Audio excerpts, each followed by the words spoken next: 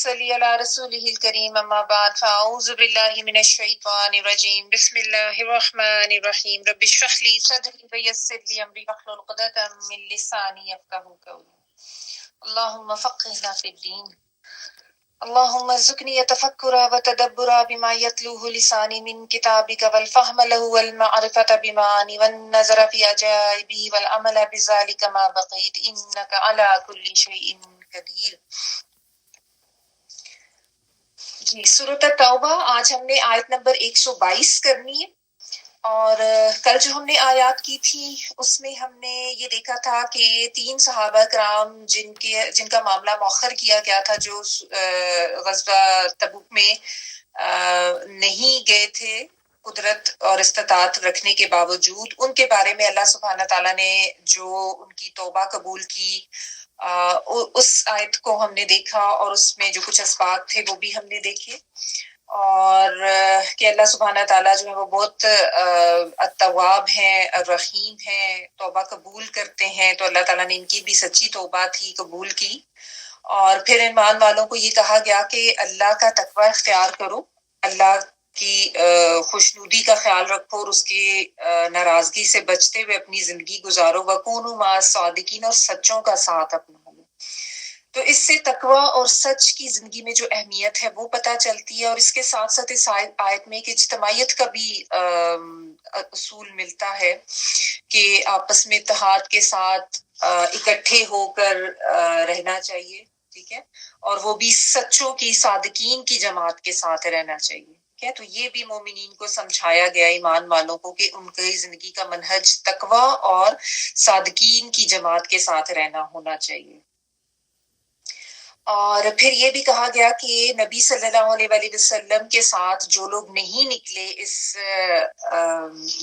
غزوہ میں، تو ان کو بھی یہ کہا گیا کہ انہوں نے جو اپنی جانوں کو زیادہ اہمیت دی، یہ ان کا گناہ تھا. ان کے لیے نبی صلی اللہ علیہ وآلہ وسلم کے ساتھ جانا ضروری تھا، کیونکہ آپ صلی اللہ علیہ وآلہ وسلم کی زندگی اور آپ صلی اللہ علیہ وآلہ وسلم کا حکم جو ہے یہ سب سے زیادہ اہم ہونا چاہیے تھا. ان کو اپنی جانوں کو زیادہ اہم نہیں رکھنا چاہیے تھا.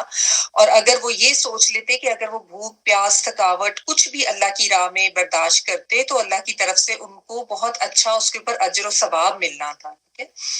اور ہر عمل ان کے لیے جو ہے ایک نیک عمل کے طور پر ان کے نامہ اعمال میں لکھا جانا تھا، کیونکہ اللہ تعالیٰ تو محسنین کے عمل کو ضائع نہیں کرتے.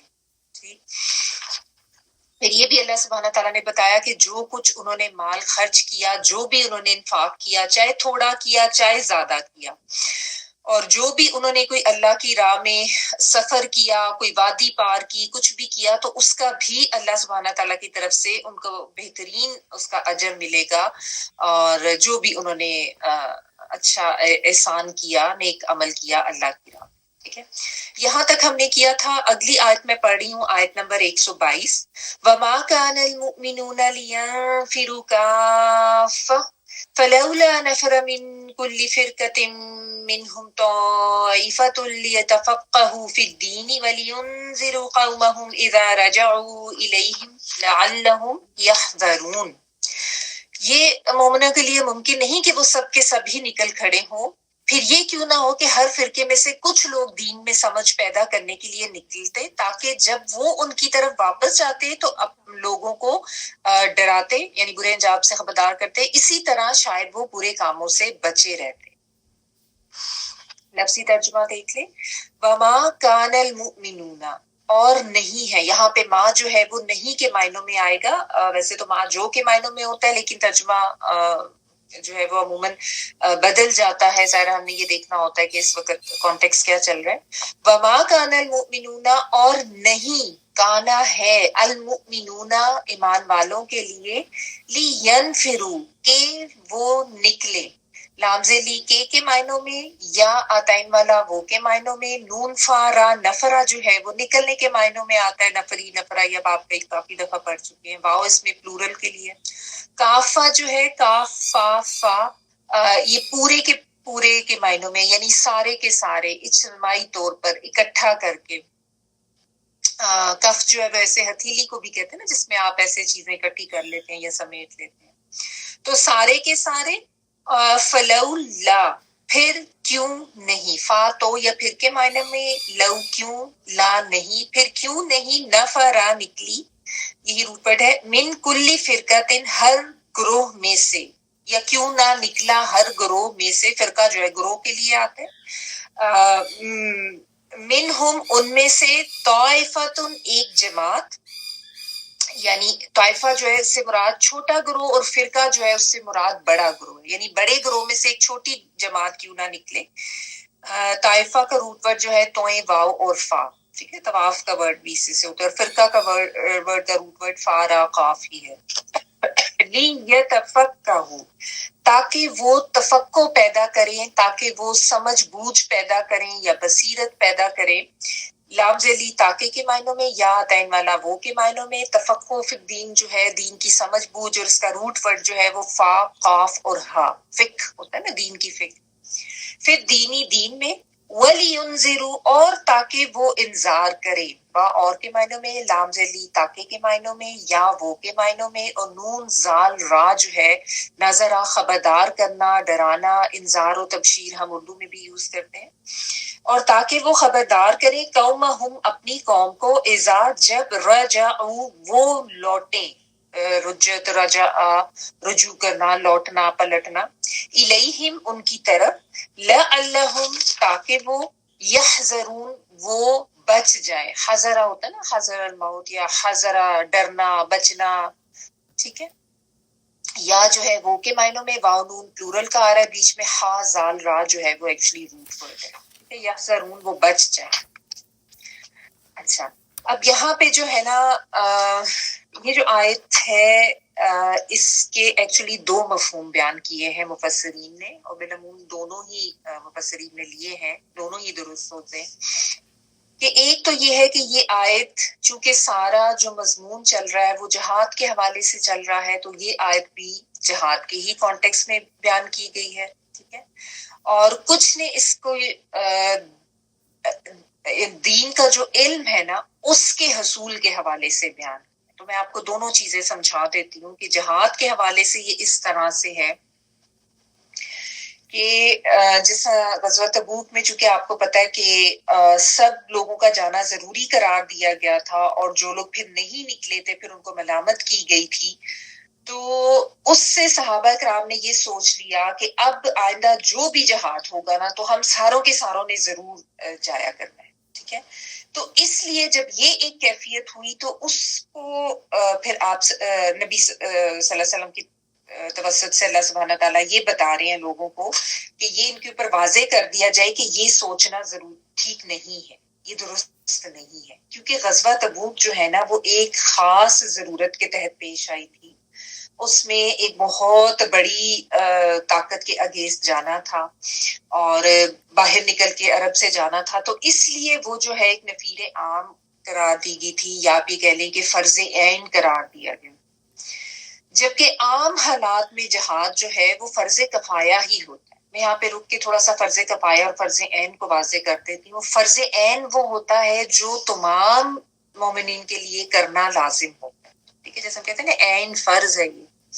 فرض کفایہ یہ ہوتا ہے کہ اگر ساروں میں سے کوئی ایک جماعت بھی وہ فرض ادا کر دے تو وہ سب کی طرف سے کافی ہو جاتا ہے، یعنی وہ سب کی طرف سے کفایت کر جاتا ہے، ٹھیک ہے، تو عام حالات میں جہاد فرض کفایہ ہی ہوتا تھا، یعنی کچھ لوگ چلے جاتے تھے، سب کا جانا لازم نہیں ہوتا تھا، کیونکہ آپ دیکھیں نا جب جہاد پہ جاتے تھے تو پیچھے عورتیں، بچے، معذور، بوڑھے یہ لوگ بھی ہوتے تھے، پھر ظاہر ہے بعض دفعہ جو فوجی ہیں ان کے لیے رسد بھیجنا، کوئی انتظام کرنا، یہ سارے کچھ اور بھی انتظامی جو بھی معمول ہوتے تھے شہر کے، وہ بھی ظاہر ساتھ دیکھنے ہوتے تھے، تو اس لیے کبھی بھی نبی صلی اللہ علیہ وسلم کے دور میں اس سے پہلے جو ہے وہ فرض عین نہیں ہوتا تھا، صرف یہ ایک ہی واقعہ ہے غزوہ تبوک کا جس میں سب کے لیے نکلنا جو ہے وہ لازمی قرار دیا گیا تھا، لیکن عام حالات میں مسلمانوں کو منقسم ہو کر ہی یہ کام کرنا ہے،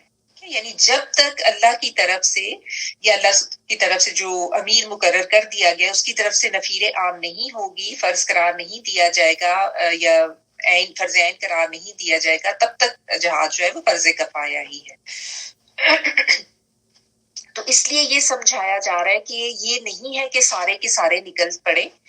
ہاں یہ ہو کہ ایک گروہ جو ہے وہ جائے, ایک گروہ جو ہے وہ پیچھے رکا رہے.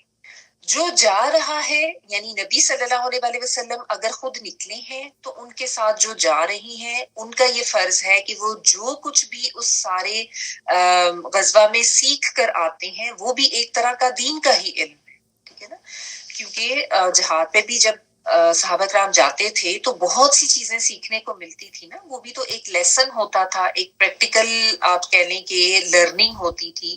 ایک تو آپ صلی اللہ علیہ وسلم کا ساتھ, پھر سفر, پھر اس میں جو کچھ لڑنے کے لیے جو اسٹریٹجیز اپنائی جاتی تھیں, پھر اس غزوات سے بھی اب ہم دیکھتے آئے کہ ہر غزوے سے کوئی نہ کوئی لیسن مسلمانوں کو ملتا تھا. تو یہ تھا کہ وہ جائیں, وہ سیکھ کے پھر واپس آئیں اور جو کچھ انہوں نے سیکھا ہے نا وہ اپنے جو صحابہ کرام جو پیچھے ہیں ان کے ساتھ آ کے ان کو بھی سکھائیں, ان سے ملے, ان کو بتائے. تو یعنی یہ اس طریقے سے ایک معاملہ ہونا چاہیے کہ تقسیم کر کے ذمہ داریاں, اور پھر جو سیکھ کے آ رہے ہیں وہ پیچھے رہ جانے والوں کو سکھائیں. اور ہر دفعہ یہ نہیں ہوتا تھا کہ نبی صلی اللہ علیہ وسلم خود بھی جاتے تھے. بہت سے ایسے بھی سریے ان کو کہتے ہیں, سریا ایسی ایک کوئی فوجی مہم ہوتی تھی جو آپ صلی اللہ علیہ وسلم کی طرف سے ہی صحابہ کرام کو بھیجا جاتا تھا, لیکن آپ صلی اللہ علیہ وسلم اس میں خود شرکت نہیں کرتے تھے. کسی کو امیر بنا کے نا, کسی صحابی کو, تو وہ سریا بھیج دیتے تھے. اگر آپ سیرت پڑھیں تو اس میں آپ کو بہت سے سرایا کا ذکر ملتا ہے, سرایا از دا پلورل. اور مقصد اس کا یہی ہوتا تھا کہ ایک تو جو دشمن ہے ان کی جو بھی فوجی نقل و حرکت ہے اس کے اوپر نظر رکھا جائے, یہ دیکھا جائے کہ وہ کوئی پلاننگ تو نہیں کر رہے ہیں مسلمانوں کے اوپر چڑھائی کی, یا مطلب ایک طریقے سے جاسوسی کر کے, یا ان کے اوپر روب دکھانا, ان کو اپنی طاقت دکھانا, اس طرح کے مقاصد کے تحت بھیجے جاتے تھے سرایا. بعض دفعہ وہ ان کو جا کے کوئی انٹرسپٹ بھی کر لیتے تھے, اور بعض دفعہ کوئی ایسی جنگی کاروائی نہیں بھی ہوتی تھی. ٹھیک ہے, تو یہ بس ایک آپ کہہ لیں کہ ایک انتظامی امور کا ہی ایک حصہ تھا, ایک سٹیپ تھا. تو آپ صلی اللہ علیہ وسلم یہ بھی کرتے تھے. تو اس میں یہ ہے کہ جو چلے گئے ہیں وہ تو ٹھیک ہے, جو پیچھے نبی صلی اللہ علیہ وسلم کی صحبت میں آپ کے ساتھ رہ گئے ہیں وہ آپ کے ساتھ دین کا علم حاصل کرتے رہیں, سیکھتے رہیں, اور پھر جو جانے والے ہیں جب وہ لوٹ کر آئے تو پھر اب یہ لوگ جو ہیں ان کو سمجھائیں, ان کو بتائیں کہ انہوں نے دین کا کیا علم حاصل کیا. ٹھیک ہے, تو دونوں صورتوں میں اس طریقے سے یہ سمجھایا گیا کہ یہ طریقہ کار جو ہے وہ ہونا چاہیے کہ ساروں کا نکلنا جو ہے وہ لازمی قرار نہیں دیا گیا اللہ سے.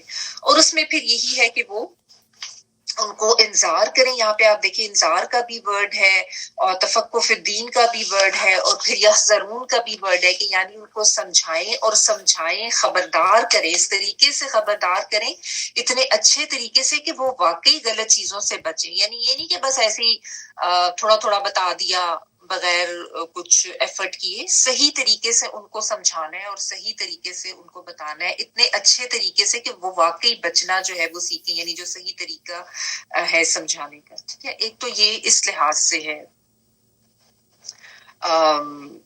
جہاد کے حوالے سے. ٹھیک ہے, اچھا پھر جو میں نے آپ کو بتایا کہ دوسری جو اس کی ایک تفسیر کی جاتی ہے وہ دین کے علم کے حصول کے حوالے سے کی جاتی ہے.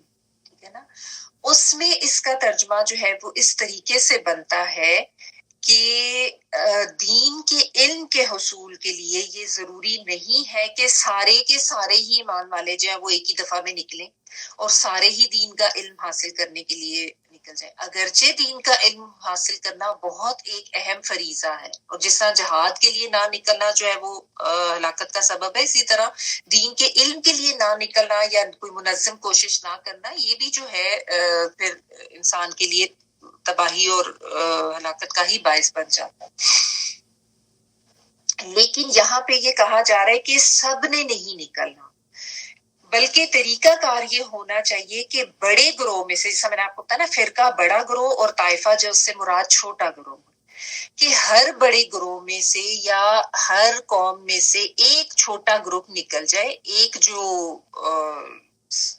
لوگوں کا ایک حصہ ہے یا ایک پارٹ لوگوں کا وہ اس گروہ میں سے آئے وہ دین کا علم حاصل کرے اور پھر وہ جائے اور جا کے اپنی باقی جو قوم ہے نا اس کو سمجھائے، اس کو خبردار کرے، اس کو بتائے کہ وہ کیا سیکھ کر آئے. ٹھیک ہے.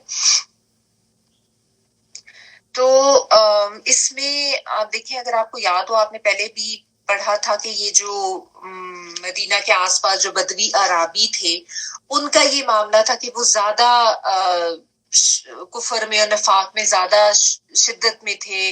اور کیونکہ ہوا یہ تھا نا کہ وہ بہت سارے لوگوں نے آ کے اسلام کا ایک اعلان تو کر لیا کہ ہم نے قبول کر لیا، لیکن ان کی کوئی ایسی تربیت نہیں ہوئی تھی، وہ تھے اپنی اسی جہالت میں ہی تھے. تو اس حوالے سے پھر اس کو ریلیٹ کر کے اگر آپ دیکھیں کہ اب مدینہ کے ارد گرد تو بہت سے قبائل تھے، اور یہ بھی ممکن نہیں تھا کہ پورے کے پورے قبیلے والے آ جاتے اور آ کے نبی صلی اللہ علیہ وسلم کے پاس آ کے ادھر رہتے اور سیکھنا شروع کرتے تھے. تو یہ ایک طریقہ کار بتایا جا رہا ہے اللہ سبحانہ تعالیٰ کی طرف سے کہ یہ کیوں نہیں تم لوگوں میں سے کیا جاتا کہ ہر بڑے گروہ میں سے، ہر قبیلے میں سے، ہر قوم میں سے ایک گروپ آئے، وہ آئے آ کے دین کی فقہ حاصل کرے، یہ تفقہ فی الدین، تفقہ فی الدین کرے،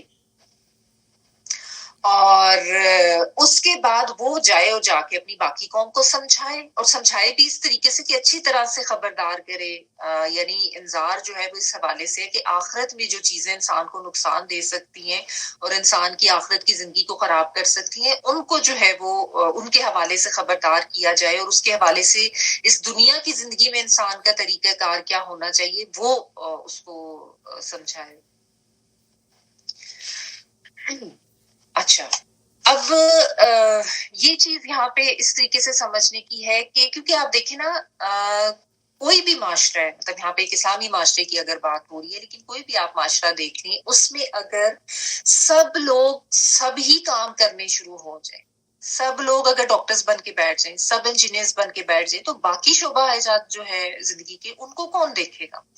دیکھیے، زراعت بھی ضروری ہے، جو طب کا شعبہ ہے وہ بھی ضروری ہے، اس کے علاوہ سکولز ہیں، کالجز ہیں، آفیسز ہیں، سارے زندگی کے جو شعبے ہیں وہ سب ایک معاشرے کی تشکیل کے لیے اور اس کی نظام چلانے کے لیے ضروری ہے، اور سب میں ہی جو ہے وہ ایکسپرٹس کا ہونا ضروری ہے.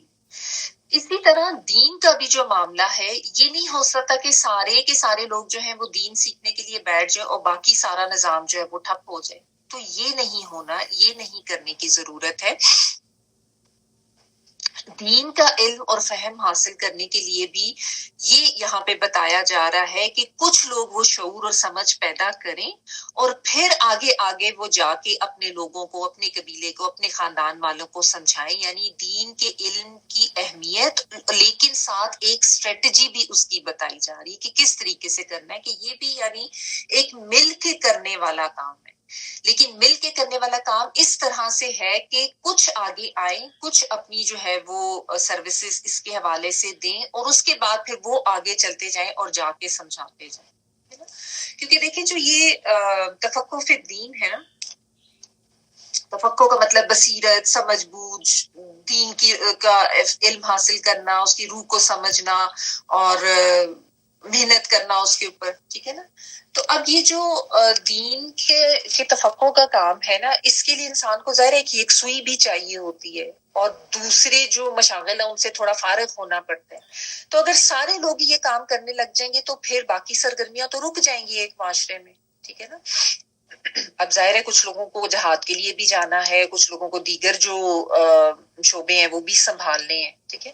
تو یہ یہاں پہ جو ایک اسٹریٹجی اللہ سبحانہ تعالیٰ کی طرف سے بتا دی کہ یہ بھی نہیں ہے کہ سارے کے سارے اٹھ کے مدینہ آ جائیں، اور یہ پاسبل بھی نہیں ہے. یعنی اللہ سبحانہ تعالیٰ کی طرف سے ایک رعایت بھی دی جا رہی ہے کہ یہ پاسبل تو نہیں ہے، لیکن کچھ تو آتے، کچھ تو آئیں، آ کے سیکھیں، اور پھر جب وہ سیکھ لیں وہ جا کے اپنے باقی جو لوگ ہیں ان کو سمجھائیں جا کے.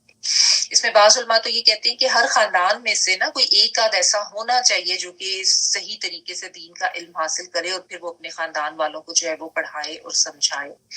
تو یہ اس کی ایک اسٹریٹجی ہونی چاہیے. اور یعنی آپ کہہ لیں کہ ایک جس طرح آرگنائزڈ وے میں کرنے کا یہ کام جو ہے نا سکھایا جائے. ایسا ہوتا ہے نا، شہروں میں ہی زیادہ مین مراکز ہوتے ہیں نا، تعلیمی مراکز جو ہوتے ہیں، تو گاؤں دیہاتوں اور بستیوں سے لوگ آتے ہیں نا، پھر شہروں میں آ کے وہ کالجز میں یونیورسٹیز میں تعلیم حاصل کرتے ہیں. ہر گاؤں دیہات میں کالج یونیورسٹیز تو نہیں ہوتی ہے نا. تو بالکل اسی طریقے سے یہ اسٹریٹجی بتائی جا رہی ہے کہ ہم لوگوں نے دنیاوی لحاظ سے تو اسٹریٹجی کو اپنایا ہوا ہے، لیکن دین کے علم کے لحاظ سے اس آرگنائز طریقے کو یا اس اسٹریٹجی کی طرف ہم اس طرح سے دھیان نہیں دیتے.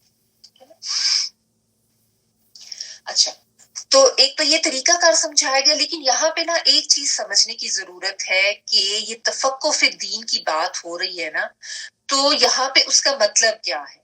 اس کا مطلب صرف یہ ہے کہ دین کی جو ایک روح ہے، جو ایک اس کے بنیادی احکامات ہے نا، وہ سب کو پتہ چل جائے. یعنی اس حکم کا جو پیچھے مقصد ہے وہ یہ، یعنی اس کا مطلب یہ نہیں ہے کہ ہر کوئی جو ہے وہ جا کے 9 سال کے 11 سال کے کورسز کرے گا، اور ہر کوئی جو ہے وہ مفتی ہی بنے گا، اور ہر کوئی جو ہے وہ فقہ ہی سیکھے گا تو پھر ہی یہ جو فرض ہے یہ ادا ہوگا. نہیں، ایسا نہیں ہے نا، کیونکہ اس کا جو مقصد یہاں پہ بتایا گیا وہ انذار بتایا گیا نا، کہ لوگوں کو خبردار کرنا، لوگوں کو کس سے خبردار کرنا؟ ان چیزوں سے جن سے بچنا ضروری ہے. اس لیے یحذرون کا ورڈ آیا نا، تاکہ وہ بچ جائیں.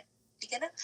تو اس سے یہ پتہ چلتا ہے کہ اسلام کی جو تعلیم یا اس کی جو اسپرٹ ہے وہ کیا ہوگی، کہ سب کے اندر دین کی بنیادی چیزوں کی سمجھ بوجھ پیدا کر دی جائے، اور اس کا مقصد جو ہے وہ یہ ہوگا کہ لوگوں کو خبردار کیا جائے کہ کس چیز سے بچنا ہے. ٹھیک ہے، تاکہ وہ اپنی آخرت کو برباد نہ کریں. لیکن اس میں ظاہر ہے لوگوں کی نفسیات اور ان کی ضروریات جو ہے اس کو مد نظر رکھ کر ہی یہ حکم دیا گیا. ٹھیک ہے نا، کہ کچھ لوگ آئے، وہ سمجھ بوجھ حاصل کریں، جائیں جا کے باقی لوگوں کو بتا دیں. ٹھیک ہے نا. تو یہ جو الفاظ ہے نا یہ قابل غور ہے، اس میں تفقہ فی الدین اور یحذرون اور انذار. ٹھیک ہے، کیونکہ پریکٹیکلی تو یہ پاسبل ہے نہیں کہ سب لوگ اٹھ کے آ جائیں اور سب لوگ اپنے باقی سارے کام کاج چھوڑ دیں، پورے اپنے قبیلے اور اپنے شہروں کو چھوڑ کے آ جائیں. ہر بستی کی اپنی ضرورت ہوتی ہے، مخصوص حالات ہوتے ہیں. اسی طرح انسانوں کو بھی آپ دیکھیے، سب کے گھر کے حالات مختلف ہوتے ہیں، سب کی نفسیات مختلف ہیں، ضروریات وسائل مختلف ہوتے ہیں. ٹھیک ہے نا. گاؤں میں اس طرح وسائل نہیں ہوتے جو شہروں میں ہوتے ہیں، لیکن شہر کے لوگوں کی اپنی طرح کی مصروفیات ہے. پھر ظاہر ذہنی لیول، ذہنی معیار کا بھی تو فرق ہوتا ہے نا. ہر انسان اس قابل نہیں ہوتا کہ وہ دین کے پورے فلسفوں کو سمجھے اور دین کی ساری جو فقہ ہے اس کو سمجھے. ٹھیک ہے نا. تو عموماً اصل میں جو تفقہ فی الدین ہے نا، اس کا ہمارے ہاں عموماً مطلب یہ لے لیا جاتا ہے کہ پورا طریقے سے ڈیپتھس میں جا کے پورا فقہ حاصل کیا جائے، پوری باریکیوں کو سمجھا جائے، سارے مسائل پتہ ہونے چاہیے. یعنی جب تک کوئی مفتی نہ بن جائے تو شاید تب تک وہ آگے لوگوں کو بتا نہیں سکتے. تو ایسا نہیں ہے. دیکھیں نا، جیسے نبی صلی اللہ علیہ وسلم نے کیا طریقہ بتایا تھا، بلغوا عنی ولو آیا، میرے سے سن کے آگے پہنچا دو خواہ ایک بھی آیت. تو اس میں تو کہیں بھی وہ مفتی بننے کا تو نہیں کہا گیا کہ جب تک تم مفتی نہیں بنو گے تب تک تم آگے نہیں پہنچا سکتے. ایسا نہیں ہے. بلکہ جو یہ بھی ہوتا ہے کہ جب لوگ بہت زیادہ باریکیوں اور ڈیپتھس میں بہت زیادہ وہ فقہی اس میں چلے جاتے ہیں نا، ڈیٹیلز میں، تو پھر ان کا اپنا ذہنی لیول ایک اتنا ٹاپ کا ہو جاتا ہے کہ وہ عام لوگوں کی، عوام الناس کی ضروریات اور ان کے لیول پہ آ کے بات کو سمجھ ہی نہیں سکتے. یہی ایک معاملہ ہے جس کی وجہ سے ہمارے ہاں عوام میں اور علماء میں ایک بہت بڑا جو وہ ایک گیپ آ گیا ہوا ہے نا، کہ وہ زبان ہی نہیں سمجھ سکتے. یعنی بعض علماء جو ہیں ظاہر ہے انہوں نے اپنے لحاظ سے ان کا ایک لیول اور دین کے علم کا وہ انہوں نے لیول حاصل کر لیا ہے جس میں وہ بہت، یعنی جسے آپ کہتے ہیں نا کہ اب آپ فرض کریں اس کو اس طریقے سے سمجھیں کہ ایک پی ایچ ڈی کیا ہوا انسان ہے، اس کو آپ لے جا کے چھوٹے بچوں کے ساتھ پریپ کے لیول پہ لے آئیں گے تو وہ ان کو اس طریقے سے نہیں سمجھا پائے گا جس طریقے سے کہ کوئی نرسری یا جس نے پریپ کے بچوں کو پڑھانے کے کورسز کیے ہوں گے. اس کو زیادہ اچھی طرح سے پتا ہوگا کہ ان بچوں کا ذہنی لیول کیا اور میں نے کس حد تک ان کو سمجھانا ہے. ٹھیک ہے نا. تو یہ طریقہ کار ہوتا ہے. جتنا زیادہ انسان کے پاس علم ہوتا ہے نا وہ اسی طریقے سے اس کو سٹارٹ کرتا ہے سمجھانا. تو یہ اس میں سمجھنے کی بات ہے. اور یہی طریقہ کار تھا صحابہ کرام کا بھی کہ آپ جس طرح کچھ لوگوں نے سیکھ لیا, باریاں بلکہ مقرر ہوتی تھی, شام کو آپس میں جو ہے وہ تبادلہ خیال کرتے تھے کہ کبھی اس کے سیکھنے کی باری ہے, وہ سیکھ کے آتا, دوسروں کو بتا جاتا. اسی طرح جیسا اصحاب صفہ میں کے بھی جو لوگ ہیں ان کا بھی یہی تھا کہ وہ کچھ ٹائم ادھر وہاں پہ انہوں نے گزارا اور پھر وہ چلے جاتے تھے, پھر آگے جاتے تھے. اور یہ اس طریقے سے نا ایک تعلیم کا عمل جو ہے وہ جاری رہتا ہے اور دور دور تک وہ عمل رہتا ہے. ٹھیک ہے نا. تو یہ یہاں پہ ایک اسٹریٹجی سمجھائی جا رہی ہے. جب اگر ہم اس آیت کو دین کے علم کے حصول کے حوالے سے لیں گے تو اس طریقے سے اس کو لیں. ٹھیک ہے. تو اس میں پھر یہ سمجھ لیں کہ اس میں جو تفقہ فی الدین ہے اس کا مطلب یہ ہے, اور چونکہ ساتھ اس میں ورڈ جو ہے انذار کا آ رہا ہے, یحذرون کا آ رہا ہے, تو اس کا مطلب یہ ہے کہ آپ نے بیسک چیزیں یعنی جیسے عقائد ہیں اس کے حوالے سے آپ کو پتا ہونا چاہیے کہ کیونکہ عقیدہ تو ایک ایسی چیز ہے, یعنی آپ کو پتا ہے کہ عقیدہ توحید ہے, عقیدہ رسالت ہے, عقیدہ آخرت ہے, اس میں تو کوئی دوسری بات ہے ہی نہیں نا.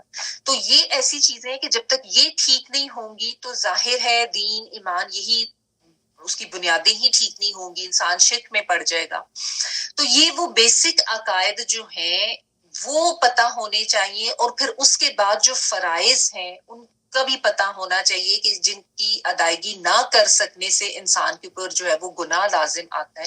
اور اسی طرح پھر حلال حرام کا جو کانسیپٹ ہے وہ بھی اسی بنیادی تعلیم میں آ جاتا ہے کہ ظاہر اسلام کی حدود کے اندر رہنے کے لیے جو بھی چیزیں اور جو حدود مقرر کی گئی ہیں انہی تک رہنا چاہیے نا. ٹھیک ہے نا.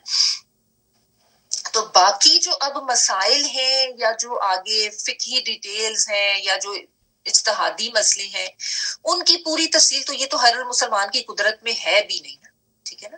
تو اس لیے اس کو بھی اس طرح سے فرض کفایہ رکھا گیا کہ جو ماہر ہیں یا جنہوں نے بہت زیادہ ڈیپس میں تعلیم حاصل کرنی ہے وہ کچھ لوگ کریں, اور باقی جو ہے وہ تھوڑا بہت بھی اپنا اس طریقے سے کر لے جو بھی جس کی جتنی ایبلٹی ہے. ٹھیک ہے. اور اپنے اپنے آگے سے آگے لوگوں کو بتاتے جائیں. ٹھیک ہے نا. یعنی فرض عین جو ہے جو کہ ہر مسلمان پر سیکھنا لازم ہے وہ یہ ہے, یعنی ہر مرد اور عورت پہ, کہ اسلام کے عقائد کا صحیح علم حاصل ہو اور فرائض کا صحیح علم حاصل ہو, نماز روزہ زکوٰۃ حج کس کس طرح سے ان کی فرضیت ہے, کس کس پر فرضیت ہے, اور طہارت ہے, نجاست ہے, یہ بھی چیزیں ہیں. پھر حرام حلال کے کیا حلال ہے کیا حرام ہے, تاکہ اپنی معاش کے حوالے سے بھی انسان کو اور اپنی زندگی کے دیگر معاملات کے حوالے سے بھی کیا کرنا ہے کیا نہیں کرنا ہے. یا اسی طرح دیکھیں اگر کوئی خرید و فروخت کرتا ہے, کوئی تجارت کر رہا ہے, کوئی بزنس کر رہا ہے, اس کو بھی معلوم ہونا چاہیے کہ بیع اور یہ شرع یعنی جو بھی ہمارے دینی طریقے ہیں کاروبار کے وہ کیا کیا ہے, سنت طریقے کیا ہیں. اسی طرح جیسے نکاح ہے, نکاح کرتے ہوئے اس کے بھی جو احکامات اور مسائل ہیں وہ بھی فرض کے لیول پر آتے ہیں. اور ایون طلاق دینے کے بھی مسائل, ان چیزوں کا نہیں پتا ہوتا نا لوگوں کا. تو یہ وہ بنیادی تعلیمات ہے جو ہر انسان کو پتا ہونی چاہیے. ہر انسان کے لیے واجب ہے کہ وہ ان احکام اور ان مسائل کا علم حاصل کرے. ٹھیک ہے نا. ان کا جاننا تو ہر ایک کے لیے فرض کے درجے پر ہے, تو یہ فرض عین ہو جائے گا. ٹھیک ہے.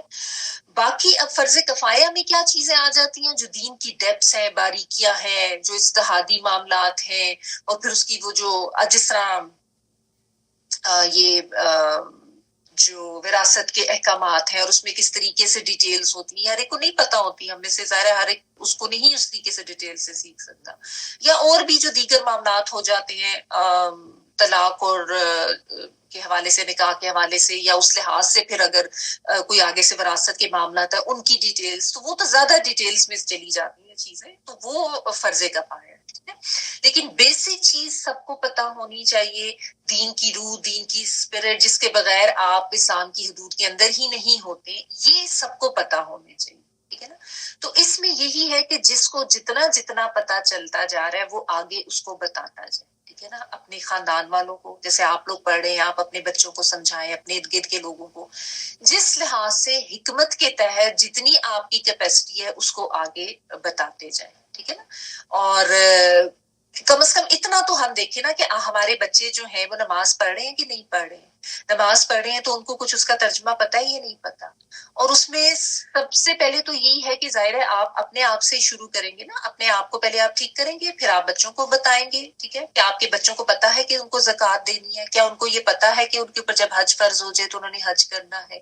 یا ان کو یہ پتا ہے کہ انہوں نے کمائی کرنی ہے تو حلال طریقوں سے کرنی ہے کہ نہیں کرنی؟ ٹھیک ہے, یا ان کو طہارت اور نجاست, اور اگر ان کا نکاح ہو رہا ہے تو کس طریقے سے کیا ان کی اوپر فرائض عائد ہوتے ہیں بحیثیت عورت یا مرد یا بیوی یا شوہر کی, یہ کیا چیزیں ان کو پتا ہے یا نہیں. کو عالم بننا ضروری نہیں ہے, یہ جو بیسک چیزیں ہیں نا یہ ان کی سمجھ بوجھ ہونی چاہیے. اب ہم میں سے ہر کوئی یہ نہ سوچے کہ میں بھی ایک میرے پاس ایک کلاس ہو, اسٹوڈینٹس ہوں, اور تب تک ہی میں جو ہوں تبھی جا کے میرا کوئی فریضہ ادا ہوگا. نہیں, ایسی بات نہیں ہے. آپ کو جتنی چیز سمجھ آ رہی ہے, جو آپ کے انڈر ہے, انڈر کنٹرول ہے, آپ کے بچے ہیں, آپ کے گھر والے ہیں, ارد گرد کے لوگ جو بھی ہیں, جس کو بھی آپ کے فرینڈز ہیں, کبھی آپ نیبرز میں بیٹھے ہیں, کوئی جس طریقے سے آپ جو بھی بعض ہوتا ہے نا, جو بھی ٹاپک چل رہا ہے اس کے حوالے سے آپ کو کوئی چیز پتا ہے تو بس وہ آگے آپ اس کو کنوے کر دیں. ٹھیک ہے نا. تو یہی ہے ایک اتنا فہم یا ایک اتنی انڈرسٹینڈنگ یا اتنا بصیرت کا لیول کہ جس سے ہر انسان جو ہے وہ اپنی زندگی اسلام کے بنیادی حدود کے جو ہے ان کے اندر رہ رہے کے گزارے. یعنی کم از کم یہ تو نہ ہو کہ وہ شرک میں پڑا ہو, کم از کم یہ نہ ہو وہ اپنے فرائض سے غافل ہو. اتنا کرنا جو ہے وہ سب کے لیے ضروری ہے. باقی جو ہے وہ پراپر سے جو ایک 10 سال کا یا 5 سال کا یا 9 سال کا جو بھی ایک ٹائم ہے وہ تو کوئی لوگ ہی کریں گے نا. ٹھیک ہے, وہ بھی ضروری ہے لیکن اس کو سب کے لیے فرض قرار نہیں دیا گیا. ٹھیک ہے, تو یہ ایک اس میں تھوڑی سی سمجھنے کی ضرورت ہے کہ دیکھیں, ایک آپ نے صرف ایک بیج ڈالنا ہے نا. پہلے آپ خود وہ لے رہے ہیں, وہ سمجھ رہے ہیں, اس کے بعد وہ بیج آپ نے آگے اپنے بچوں میں, اپنے ارد گرد کے لوگوں میں ڈال دیا, اور پھر تھوڑا تھوڑا اور بھی جتنی بھی جس طریقے سے آپ اس کو پانی دے سکے, پروننگ کر سکے, خیال رکھ سکے اس پودے کا, اسی طرح آپ نے وہ ساتھ ساتھ کرتے رہے.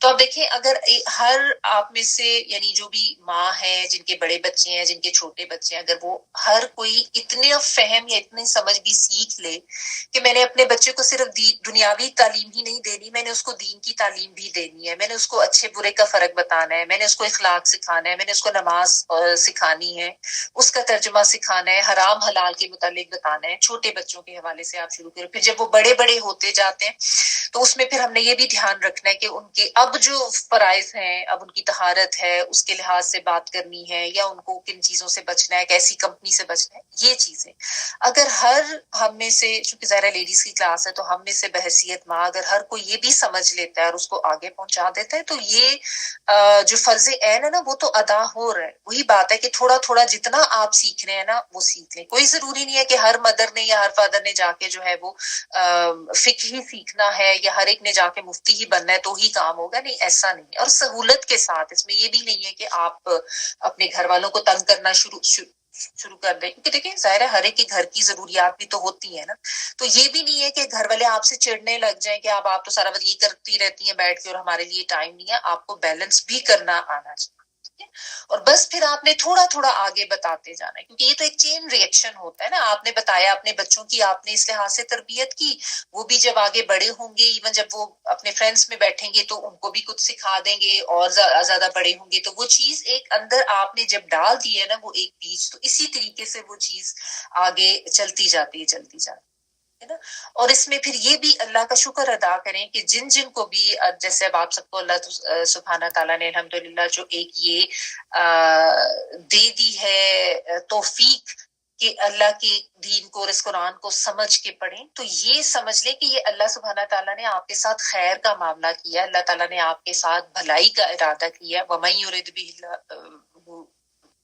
يُرِدِ اللَّهُ بِهِ خَيْرٍ يُفَقِّهُ فِي الدِّينِ, کہ جس کے ساتھ اللہ تعالیٰ ارادہ کر لیتا ہے خیر کا, اللہ تعالیٰ اس کو دین کی سمجھ بوجھ دیتا ہے. یہاں پہ بھی اس حدیث میں بھی جو یفقہ فی الدین کا مطلب ہے وہ یہ نہیں ہے کہ اللہ تعالیٰ اس کو مفتی بنا دیتے ہیں, دین کی فکر دے دیتا ہے, دین کی سمجھ بوجھ, دین کی بصیرت دے دیتا ہے. کیونکہ آپ دیکھیں نا بہت سے لوگ ایسے ہیں جن کو یہی نہیں پتا کہ قرآن جو ہے اس کو سمجھ کے ترجمے کے ساتھ تفسیر کے ساتھ پڑھنا جو ہے وہ کتنا ضروری ہے. ہم لوگ بھی ایسے ہی تھے شروع میں جب تک نہیں پڑھا تھا.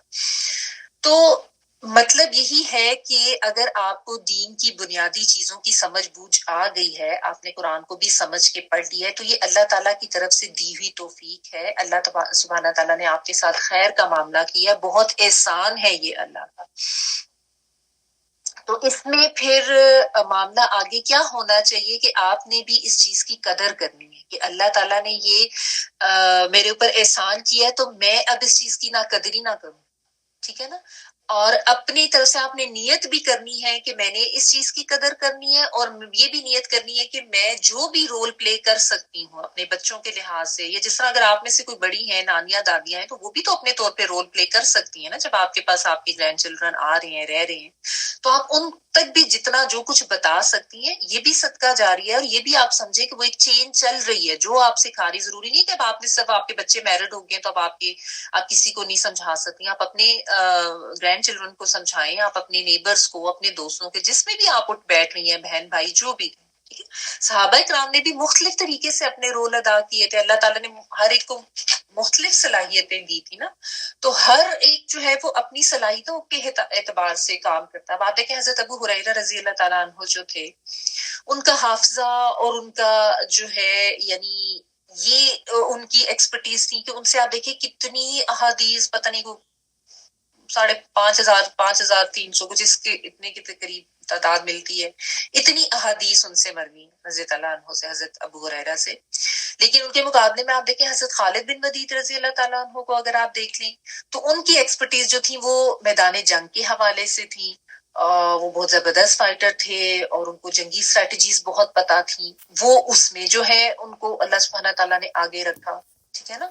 تو اب تھے تو دونوں ہی، مطلب ظاہر ہے جب انہوں نے بھی اسلام قبول کر لیا حضرت خالد بن ولید نے، تو ان کی بھی بہت خدمات ہیں، لیکن ان کی خدمات میدان جنگ کے حوالے سے ہیں.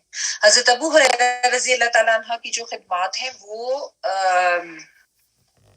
اس حوالے سے ہیں کہ نبی صلی اللہ علیہ وسلم کی معیت میں رہے، جو کچھ ان کو پتہ چلتا تھا، جو ان کی باتیں تھیں وہ آگے پہنچاتے رہے. تو یعنی خدمت تو دونوں اسلام کی ہی کر رہے ہیں نا. میدان کا فرق ہے، ڈپارٹمنٹس فرق ہے. ٹھیک ہے نا.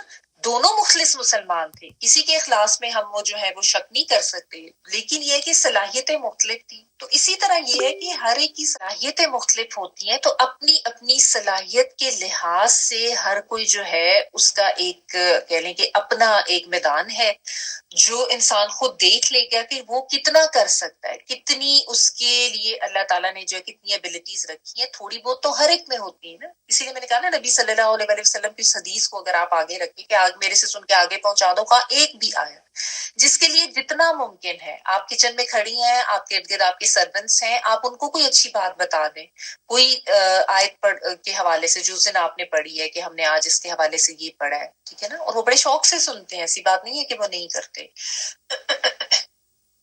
اسی طرح ہر کوئی دیکھ لے کہ اس کے پاس کن کن چیزوں کے مواقع ہیں، کیا اس کو کتنی اس کی توفیق ہے، کتنی اس کی صلاحیتیں ہیں، شعور ہے. اپنے اپنے حوالے سے جو بھی کوئی خدمت اسلام کے لیے کر سکتا ہے وہ کرے، اور وہی اس کے لیے بہت ہے نا. ہر کوئی یہ نہیں کر سکتا کہ وہ بڑے بڑے سینٹرز قائم کرے، بڑی بڑی کلاسز یا سکولز ہی بنا کے بیٹھے.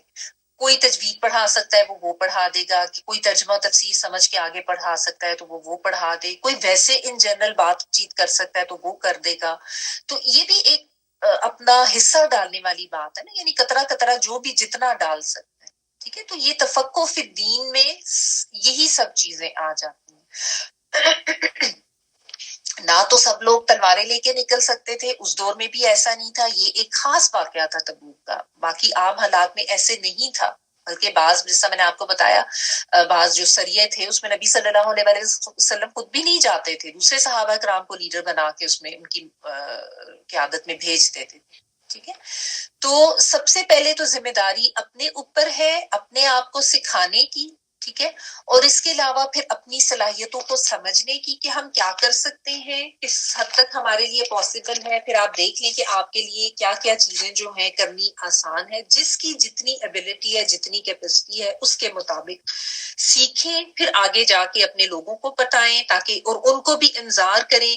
مطلب یہ دیکھیں کہ ان کو فائدہ ہو رہا ہے کہ نہیں ہو رہا ہے. یہ نہیں کہ بس ایوی محض ایک دفعہ بتایا اور چھوڑ دیا. جیسا میں آپ کو بتا رہی ہوں کہ اگر آپ کے سرونٹس سے ارد گرد یا آپ کے نواسے نواسے نواسیاں یا پوتے پوتیاں ہیں تو آپ ان کو ریپیٹڈلی وہ بات بتائیں. ٹھیک ہے. ابھی آج کل تو اتنے اچھے اچھے لائک ایسے چینلز یا ویڈیوز بھی ہیں جو مسلمان یعنی بچوں کے حوالے سے ان کو دین کے حوالے سے اچھی اچھی چیزیں سکھانے والی ایسی چیزیں ہیں. وہ ایک دوسرے کے ساتھ آپ شیئر کریں, آپ کو پتا چلتا ہے, بجائے اس کے کہ بچے دوسری طرح کے کارٹونز دیکھیں. اگر اس طرح کے کارٹونز ہیں جس سے بچوں کو اچھی چیزیں سمجھ میں آ رہی ہیں تو وائی ناٹ آپ کے پاس آپ کے نواسے نواسیاں یا پوتے پوتیاں آئے ہوئے, آپ ان کو وہ دکھائیں, ان کے ساتھ بیٹھ کے ان کے ساتھ ڈسکشنز کریں, ان کو سکھائیں. ٹھیک ہے. چھوٹی چھوٹی صورتیں ان کو سکھا دیں جب وہ اس قابل ہو جاتے ہیں, تو یہ آپ کا حصہ پڑ گیا نا دین میں. ٹھیک ہے. تو یہی چیز ہے لیتفقہوا فی الدین ولینذروا قومہم اذا رجعوا الیہم لعلہم یحذرون, کہ تاکہ وہ بچ جائیں. ٹھیک ہے. تو اس کو اگر آپ اس حوالے سے دیکھیں کہ اس میں کوئی اپنی جان کو مصیبت میں ڈالنے کی ضرورت نہیں. ٹھیک ہے. تو یہ اس میں ہے کہ چاہے آپ اس آیت کو دین کے حوالے سے لے لیں یا جہاد کے حوالے سے لے لیں یا دین کے علم کے حصول کے حوالے سے لے لیں. ٹھیک ہے. تو نیت اپنی کر لیں اور اس کے لیے جو بھی آپ وقت لگا سکتے ہیں, جو بھی ایفرٹ کر سکتے ہیں, جس طریقے سے بھی آگے پہنچا سکتے ہیں. بعض لوگ تحریری طور پر پہنچاتے ہیں, بعض لوگ زبانی طور پر پہنچاتے ہیں, بعض لوگ ویسے ہی عام ڈسکشن کے لحاظ سے اپنے فرینڈس کے یا حلقہ احباب میں اس کو ڈسکس کر کے آگے پہنچا سکتے ہیں. تو وہی طریقہ ان کے لیے صحیح ہے. ٹھیک ہے نا, جتنی اللہ تعالیٰ نے آپ کو ابیلٹی دیا. ہاں, جو یہ ہے کہ جو جتنی سمجھ بوجھ اللہ تعالیٰ آپ کو دے رہے ہیں نا, اس کو اپنے لیے اللہ کا احسان سمجھ کے اس کی قدر ضرور کریں. یہ بھی ایک طرح سے قدر اور شکر کے طریقے میں ہی آ جاتا ہے کہ اگر آپ اس طریقے سے جو ہے اس کو آگے پہنچا رہے ہیں یا اس احسان کو اللہ کے سمجھ کے, تو اس توفیق کے مل جانے پہ اللہ کا پریکٹیکل شکر کا اظہار کریں. ٹھیک ہے نا, یہ چیز بس ذہن میں رکھنے کی. تو یہ اس میں بتایا گیا. تو دونوں طرح سے اس کی تفسیر جو ہے وہ اس طرح سے ہے. یہاں پہ آ کے یہ رکوع جو ہے وہ کمپلیٹ ہو جاتا ہے. آگے دیکھیں آیت نمبر 123 میں پڑھی ہوں, یا ایھا الذین آمنوا قاتلوا الذین یلونکم من الکفار ولیجدوا فیکم غلظہ واعلموا ان اللہ مع المتقین. اے ایمان والو, ان کافروں سے جنگ کرو جن کا علاقہ تمہارے ساتھ ملتا ہے, اور ان کے ساتھ تمہیں سختی سے بھی پیش آنا چاہیے, اور یہ جان لو کہ اللہ تعالیٰ متقیوں کے ساتھ ہے. یا ایھا الذین آمنو, اے لوگو جو ایمان لائے ہو, قاتلو قتال کرو, جنگ کرو, الذین ان لوگوں سے, یلونکم من الکفار جو قریب ہے تمہارے سے. یلونکم جو ہے نا, یا وہ کے معنوں میں, اور اس کا روٹ ورڈ جو ہے نا واو لام اور یا ہوگا. میرے پاس سپارے میں نا غلط لکھا ہوا ہے, لام یہ نون لکھا ہوا ہے, واو لام یا اس کا روٹ ورڈ ہے. جیسا ولی ہوتا ہے نا دوست, وہ بھی قریب ہوتا ہے. آپ میں سے اگر اس کو کوئی کنفرم کر سکتا ہے کہ آپ لوگوں کے پاس سپارے میں اگر کچھ لکھا ہو تو مجھے بتا دیں. میرے حساب سے واو لام یا اس کا روٹ ورڈ ہے. لاسٹ ٹائم لام یا نون بتایا تھا. نہیں, گالنٹی آپ کے پاس گالنٹی ہے صاحب؟ جی میرے پاس جو ہے وہ صرف قرآن شریف میں جو لکھا تھا وہ والے نہیں ہے, لیکن آپ نے بتایا تھا لام یا نون. اچھا نہیں, اس کو ٹھیک کر لیں پھر. میرے پاس سپارے میں یہ لکھا ہوا ہے لیکن یہ واو لام یا ہونا چاہیے. بہرحال اس کو ایک دفعہ اور بھی ویریفائی کر لیں گے. اگر کسی کے پاس سپارے میں لکھا ہوا ہے تو مجھے کائنڈلی کنفرم کر دیں, کیونکہ لام یا نون لین نرمی سے ہوتا ہے لیکن یہ قربت کے معنوں میں. اوکے, میرے پاس بھی سپارے میں یہی لکھا ہوا ہے لام یا نون. آنٹی سپارے میں پرنٹڈ ہے آپ کے پاس؟ جی جی. اچھا, میں اس کو جو ہے نا کاموں کو قرآن سے کنفرم کرتی ہوں, میں انشاءاللہ آپ کو پھر بتا دوں گی. Share it in the group انشاءاللہ.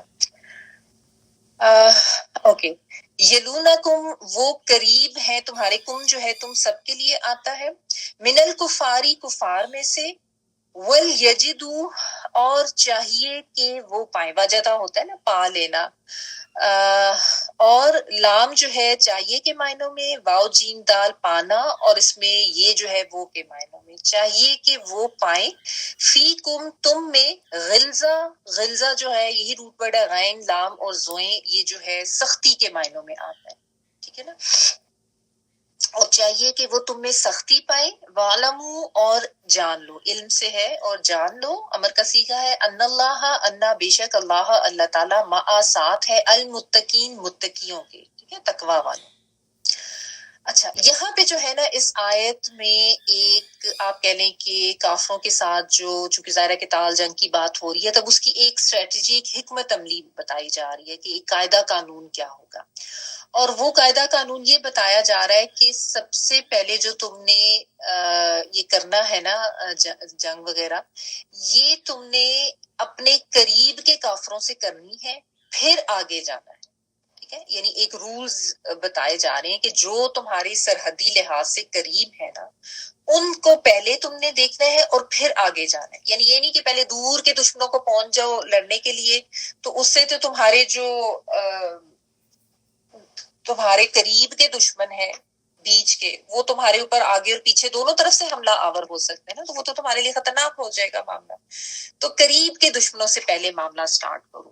اسی طرح اس لحاظ سے بھی ہے کہ اگر آپ اس کو دیکھیں ڈیپتھ میں کہ سب سے پہلے انسان جو ہے وہ اپنے آپ کو ٹھیک کرے گا، اس کے بعد پھر اپنے خاندان والوں کو، قرابت داروں کو، ٹھیک ہے، یہ جو جس طرح بھی ہم پچھلی آیت میں پڑھ رہے تھے، اور پھر یہ چیز جو ہے وہ آگے جائے گی. اگر آپ نبی صلی اللہ علیہ وآلہ وسلم کی سنت بھی دیکھیں کہ سب سے پہلے آپ نے اپنے قریب کے، اپنے خاندان کے لوگوں کو، پھر اپنے قبیلے کے لوگوں کو یعنی بنو ہاشم جو ہے ان کو، پھر یعنی آگے اور لوگوں کو، مکہ، مدینہ، طائف، خیبر، اس طریقے سے یعنی سارے جزیرہ عرب میں آپ صلی اللہ علیہ وآلہ وسلم نے یہ پیغام پہنچایا. سب جو ہے ان سے آپ اس طرح کفار جو تھے ان کے ساتھ نپٹا، آپ نے ان کے ساتھ جنگیں ہوئی.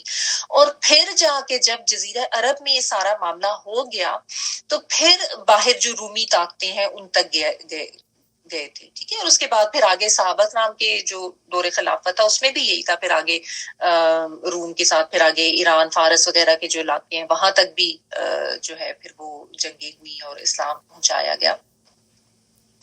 تو یہ یہاں پہ جو یلونکم ہے نا کہ جو تمہارے سے قریب ہیں کافروں میں سے، ان سے پہلے تم نپٹو، اور اس طریقے سے نپٹو کہ وہ تمہارے اندر سختی پائیں. یعنی یہ نہیں ہے کہ ان کے ساتھ تم نے جو ہے وہ نرمی والا رویہ رکھنا ہے کہ اچھا چلو کوئی نہیں ہے، اللہ کے دشمن بھی ہیں اور اللہ کے دین کے ساتھ دشمنی بھی کر رہے ہیں تو خیر ہے. نہیں، لیکن یہاں پہ جو ہے نا جو مراد ہے وہ دین میں سختی مراد ہے، اس کو بھی ذہن میں رکھیں. ٹھیک ہے نا، اس سے مراد یہ ہے کہ دینی لحاظ سے اگر کوئی اللہ کا دشمن ہے، اللہ کے رسول کا دشمن ہے، تو چاہے وہ تمہارے قرابت داروں میں سے بھی ہے، تم نے پہلے اس سے نبٹنا ہے، اس کا تم نے اس لحاظ سے خیال نہیں کرنا. اور جو اس لحاظ سے دشمن ہوتا ہے نا وہ پھر جب اسلام کو یا اللہ کے دین کو جب کوئی فائدہ مل رہا ہوتا ہے نا تو وہ ان کو اچھا نہیں لگ رہا ہوتا. یعنی مسلمانوں کی کسی بھی طرح کی ترقی جو ہے وہ مسلمانوں کے جو دشمن ممالک ہیں وہ ان کو اچھی نہیں لگ رہی ہوتی. تو یہ تو ہم بڑے اچھی طرح سے سمجھ سکتے ہیں نا دیکھ کے کہ کون سے ممالک ہیں جو مسلمان ملکوں کی ترقی سے یا ان کے آگے جانے سے جلتے ہیں. وہی اصل دشمن ہوتے ہیں جن کو اسلام سے دشمنی ہوتی.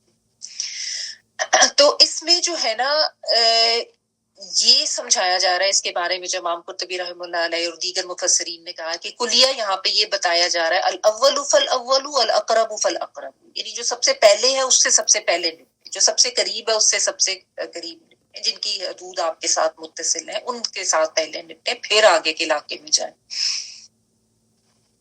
تو سب سے پہلے جہاد بن نفس، مفسرین اس کے حوالے سے یہ کہتے ہیں، پھر ارد گرد کے لوگ، اپنے خاندان، گھر والے، اور پھر آگے لوگوں تک کیا پہنچا سکتے ہیں تو ان کو پہنچائیں. ٹھیک ہے، اور پھر یہ بتایا جا رہا ہے کہ ایک مومن کی شان یہ ہونی چاہیے کہ اللہ کے دین کے حوالے سے، اللہ کے دین کے دشمنوں کے مقابلے میں ان کو سخت ہونا چاہیے، تاکہ جو دشمن ہے مسلمانوں کے ویسے طاقتور نہ ہو جائیں یا ان کو ایک ہمت اور حوصلہ نہ مل جائے کہ ہم تو جب بھی چاہے مسلمانوں کو اوپر ایسے حملہ ہو گے تو ان کو جو ہے وہ ہم ختم کر سکتے، ان کی ہمت نہ بڑھے. ٹھیک ہے، اس سے مراد یہ ہرگز نہیں ہے کہ جو اللہ تعالیٰ کی مقرر کردہ حدود ہے ان کو توڑا جائے. یعنی آپ کو یہ تو پتہ ہے نا کہ ہمارے ہاں تو جنگ کرنے کے بھی قوانین بتائے گئے ہیں کہ بچوں کو نہیں مارنا، بوڑھوں کو نہیں مارنا، عورتوں کو جو ہے ان کے اوپر ظلم نہیں کرنا، ایون فصلیں، درخت، ان کو بھی نہیں خراب کرنا، ان سے بھی منع کیا گیا. تو سختی کا مطلب یہ نہیں ہے کہ انسان جو ہے وہ اس طریقہ کا فساد فی الارض کرنا شروع کر دے. اور اس کا مطلب یہ بھی ہرگز نہیں ہے کہ آپ کے ارد گرد اب آپ ان نان مسلم کنٹریز میں رہ رہے ہیں تو آپ آپ کے جو نان مسلم ہمسائے ہیں ان سے جا کے آپ لڑنا شروع کر دیں کہ یہ لونا کو من الکفار، یہ جو بھی نان مسلم ہمارے قریب ہے ان سے پہلے ہم لڑنا شروع کر دیں، ایسا نہیں ہے. کیونکہ یہ یاد رکھیں یہ جہاد کی فرضیت کی آیات نہیں ہے. جہاد کی فرضیت کی جو آیات وہ 3 ہی ہے جو سورۃ البقرہ میں ہے، سورۃ النساء میں اور سورۃ الحج میں ہے. ٹھیک ہے، اور اس میں جو 3 صورتیں ہیں وہ بھی ہم پڑھ چکے ہیں کہ اگر تو آپ کے اوپر کوئی حملہ آور ہوا ہے تو ظاہر آپ نے اپنے بچاؤ کے لیے اس سے جنگ کرنی ہے. اسی طرح کوئی آپ کے اوپر ظلم کرنے لگ گیا ہے تو آپ نے اس کے خلاف ضرور کھڑے ہونا ہے. یا تیسری صورتحال یہ کہ آپ کے ارد گرد میں کسی بستی کے اوپر مسلمانوں پہ ظلم کیا جا رہا ہے یا کہیں پہ بھی کسی پہ بھی ظلم کیا جا رہا ہے تو آپ اس ظلم کے لیے کھڑے ہوں گے اور اس کے خلاف آواز اٹھائیں. ٹھیک ہے، یعنی جب بھی اگلوں کی طرف سے کوئی اس طرح کی اسٹریٹجی ہوئی ہے تو آپ ضرور کریں.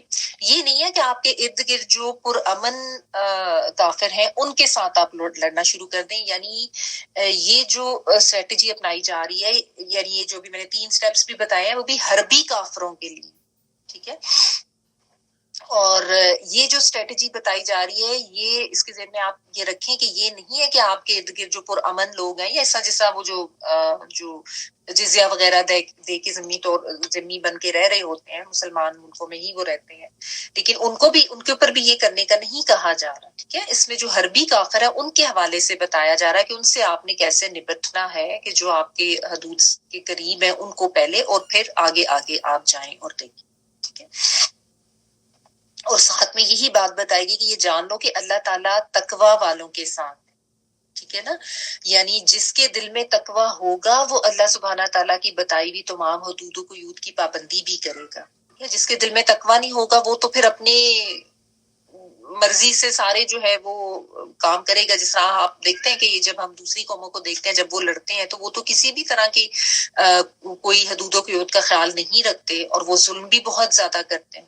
ٹھیک ہے نا، تو یہ ہے کہ ان ضابطوں کا ان حدود کا خیال رکھا جانا ضروری ہے. سختی کا مطلب یہ نہیں ہے کہ تم تقوی ہی چھوڑ دو اللہ کا، ٹھیک ہے، اور معاہدے بھی توڑنا شروع کر دو اور ظلم بھی کرنا شروع کر دو اور درختوں کھیتوں کو بھی پامال کرنا شروع کر دو. لیکن ظاہر ہے یہ کام وہی کرے گا جس میں اللہ کا تقوی ہوگا. تو جو اللہ تعالیٰ کی ناراضگی کو اپنی زندگی میں مد نظر رکھتا ہے وہ پھر ہر کام میں خواہ وہ جہاد بھی کرے گا نا تو اس میں بھی وہ اللہ تعالیٰ کی بتائے ہوئے احکامات پر عمل کرے گا. ٹھیک ہے نا، اور ساتھ اللہ سبحانہ تعالیٰ نے ایک طرح کی خوشخبری بھی دی ہے کہ اللہ تعالیٰ تقوی کرنے والوں کا ساتھ دیتے ہیں. یعنی جس کے دل میں اللہ کا خوف ہوتا ہے نا اور جو اللہ کی خوشنودی کے لیے کام کر رہا ہوتا ہے اور اس کو ہر وقت یہ خیال رہتا ہے کہ کہیں اللہ مجھ سے ناراض نہ ہو جائے تو اللہ تعالیٰ ایسے لوگوں کا ساتھ دیتے ہیں. ٹھیک ہے، تو یہ بھی یہاں پہ ایک خوشخبری بیان کر دی گئی. اچھا آگے دیکھیں، اب پھر ونس اگین جو ہے اگلی آیت میں جو منافقین ہیں ان کی مزید صفات اللہ تعالیٰ بیان کر رہے ہیں. وَإِذَا مَا أُنزِلَتْ سُورَةٌ فَمِنْهُمْ مَنْ يَقُولُ أَيُّكُمْ زَادَتْهُ هَٰذِهِ إِيمَانًا فَأَمَّا الَّذِينَ آمَنُوا فَزَادَتْهُمْ إِيمَانًا وَهُمْ يَسْتَبْشِرُونَ. اور جب کوئی نئی صورت نازل ہوتی ہے تو منافقوں میں سے کچھ ایسے ہیں جو کہتے ہیں کہ اس صورت نے تم میں سے کس کس کے ایمان میں اضافہ کیا. جو لوگ ایمان لائے ہیں اس صورت نے تو ان کے ایمان میں واقعی اضافہ کیا ہے اور وہ اس پر خوشیاں مناتے ہیں.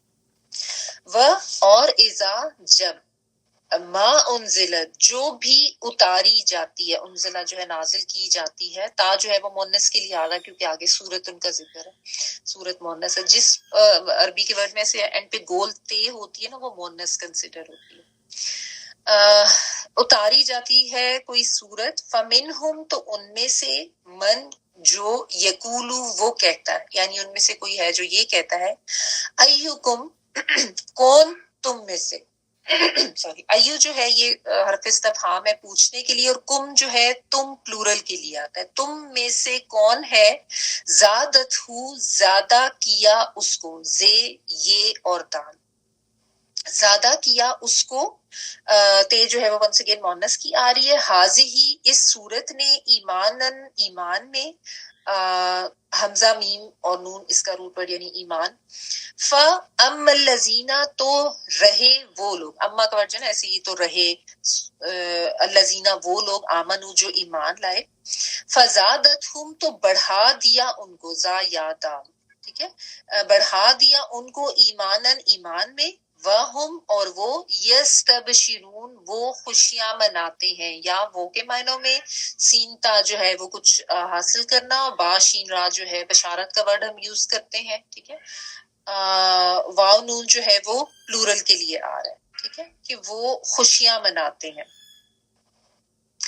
اچھا, تو یہاں پہ جو ہے نا اب منافقین کی ایک صفت کا بیان, آپ دیکھیں جب سے سورت ہم پڑھے ہیں نا مسلسل بار بار جو ہے نا منافقین کے حوالے سے کوئی نہ کوئی بات آتی ہے اور ان کی صفات جو ہے ان کا بیان کیا جا رہا ہے. تو یہاں پہ بھی اب سورت کا اختتام بھی ہو رہا ہے, لیکن یہاں پہ بھی کیا بتایا جا رہا ہے کہ جب بھی کوئی سورت اللہ سبحانہ تعالیٰ کی طرف سے نازل کی جاتی ہے تو ان میں سے یہ کیا کہتے ہیں کہ یہ مذاق اڑاتے ہیں. یعنی منافقین جو ہے نا ان کا ایک وہ تمسخر کرنے والا جو اور مذاق اڑانے والا جو ایک رویہ تھا نا, اس کو یہاں پہ بیان کیا جا رہا ہے